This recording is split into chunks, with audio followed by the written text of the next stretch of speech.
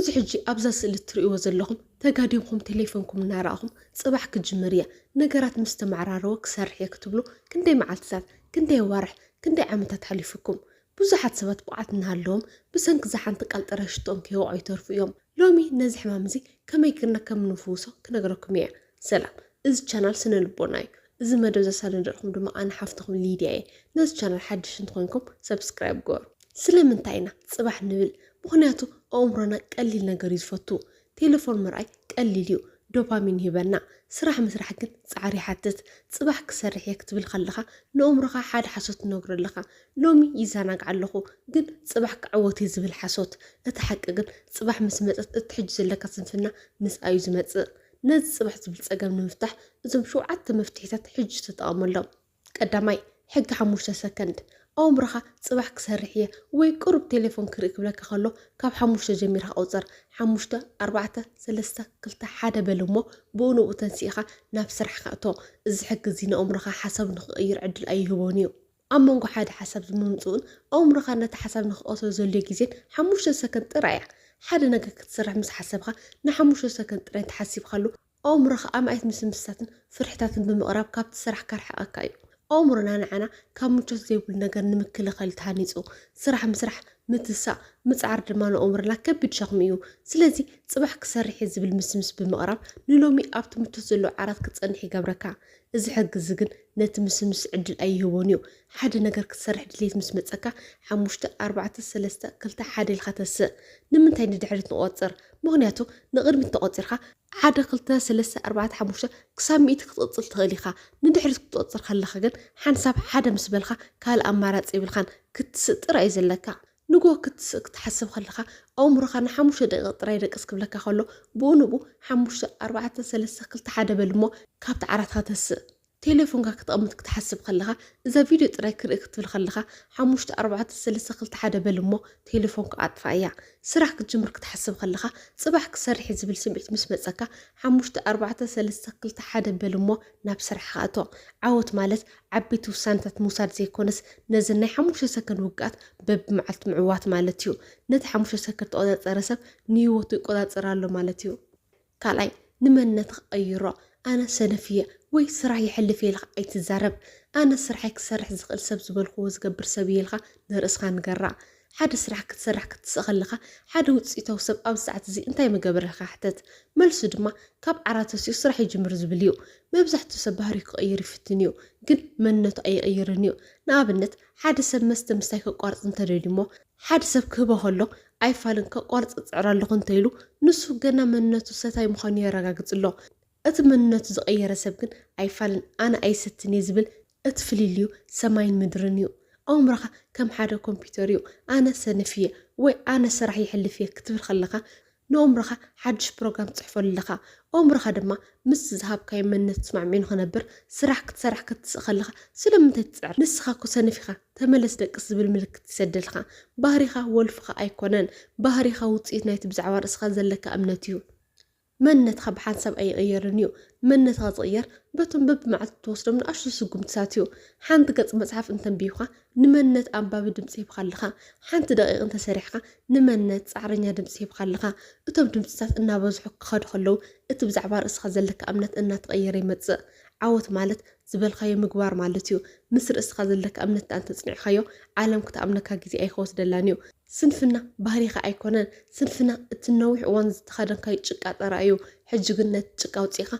نتوشت أو حيال من نتخلوهسو سرح كتسخلخا أنا سنفي أي تبل بقرعة أنا قاري تخبر سعرنيا سبيبل سالساي رأسي قريتا بزي حساب لو مسرح سلزي سرحي تعاسمو بتحرق عندما زيارة تقاديمو تليفون يرئي تمالي ويلو منغو سرح سلزي سرحخا نرأسخا أيتو قسا اتو قسا زيادة سنفنا إذا مزق حجي كابز اللكاية تسيخا حانتن إشو نقر بمقارنة تسرح جمرو ما بزحتي جزي صباح كسرحي لا تقاديمنا تليفون نرئي المهنات سلزي حافرنا أيو نقو تسيخا كتسرح حاسبها كي سرحخا ساعات مصرفة معالتي أبلا شيعية أنا سنفية كتو أيك عواتنية زبل نايو قسا دمسي أو شتخاي سمع إذا كان زازي سلزي خابدك دما كابت كانزان مهدا زيادة تليفون ترئي ኣብ ስነ ልቦና ርእስኻ ምውቃስ እንተበገሱኻ ይቐትሎ እዩ። ርእስኻ ክትወቅስ ከለኻ ኣእምሮኻ ጭንቀት ይስምዖ። ጭንቀት ምስ ተሰምዖ ድማ ካልእ ስራሕ ንምስራሕ ዓቕሚ ኣይህልዎን እዩ። ስለዚ ርእስኻ ብዝወቀስካ ቁፅሪ ዝያዳ ስነ ልቦናዊ ሓይሊ ትስእን እሞ ዝያዳ ትሰንፍ። እዚ ድማ ናይ ውድቀት ዑደት ይፈጥር።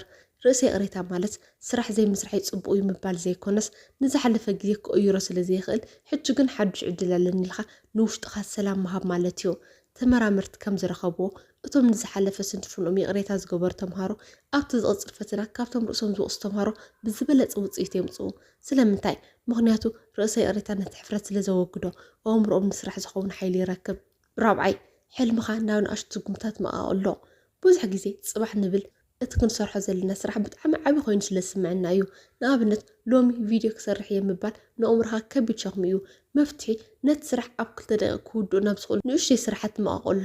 ኣብ ክንዲ ቪድዮ ክሰርሕ እየ ትብል ሕጂ ን5 ደቂቃ ኣርእስቲ ጥራይ ክሓስብ ይብል። ንእሽቶ ስራሕ ምስ ወዳእኻ ኣእምሮኻ ዓወት ስለዝስምዖ ናብቲ ዝቕፅል ስራሕ ንምስጋር ይቐሎ።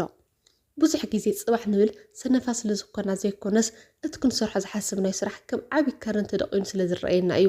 ሎሚ ስፖርት ጀሚረ ሰብነተይ ክቕይር እየ ክትብል ከለኻ ኣእምሮኻ ብኡ ንኡ እቲ ፅበዮ ዘሎ ፃዕሪ ይረአዮ። ጥዑይ ምግቢ ጥራይ ክትበልዕ ኣለካ፣ ንግሆ ክትስእ ኣለካ። እዚ ኩሉ ብሓንሳብ ክትሓስብ ከለኻ ኣእምሮኻ ሎሚ ይትረፈኒ ካብ ሰኒ ክጅምር ይብል እሞ ካብቲ ፍርሒ ንምህዳም ናብ ጥዕና ዘይብሉ ምግቢ ወይ ናብ ዓራት ይሃድም። ኣብ ክንዲ ስፖርት ክጅምር እየ ትብል ሕጂ ን5 ደቂቃ ጥራይ ኣብ ዙርያ ገዛ ክዛወር የብል እሞ ክትቕፅሉ ኢኻ። እቲ ዝኸበደ ነገር ምጅማር እዩ። ሓንሳብ ምስ ጀመርካዮ ግን እቲ ዝተረፈ ስራሕ ብባዕሉ ይውሕዝ እዩ። ሓንቲ ንእሽቶ ስራሕ ምስ ወዳእኻ ኣእምሮኻ ዓወት ይስምዖ እሞ ዶፓሚን ይፍኖ። እዚ ዶፓሚን እዚ ድማ ናብ ዝቕፅል ስራሕ ንምስካር ዝኸውን ሓይልን ተበግሶን ይፈጥረልካ።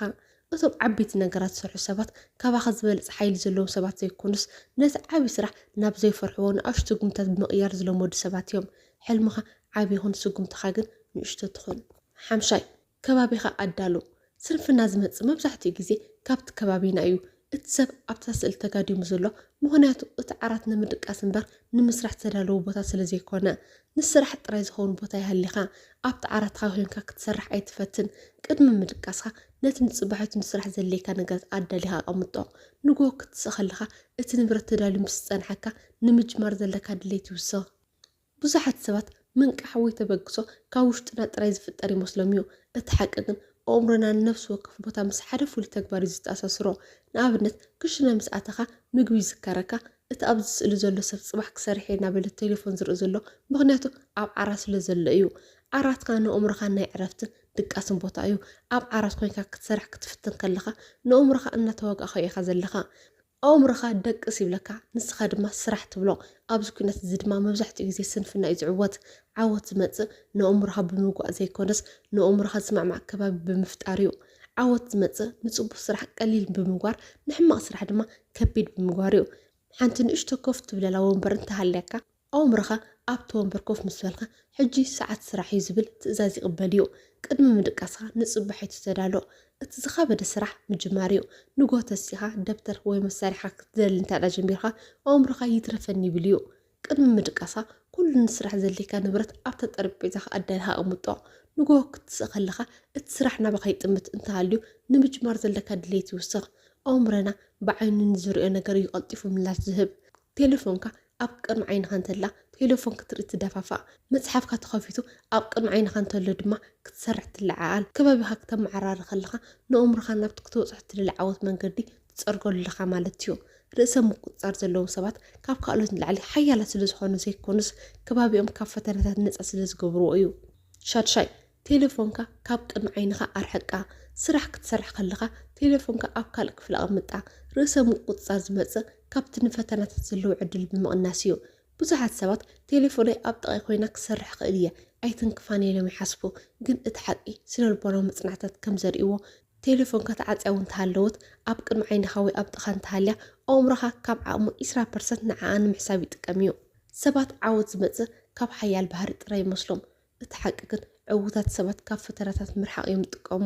ኣብ ክንዲ ቴሌፎነይ እናረኣኹ ኣይትንክፋን እየ ትብል ቴሌፎንካ ኣብ ካልእ ክፍሊ ብምቕማጥ እቲ ንዓኣ ንምርኣይ ዘለካ ዕድል ኣጥፋ እዮ። ፈተና ዘየልሉ ቦታ ርእሰ ምቁፅፃር ቀሊል ይኸውን።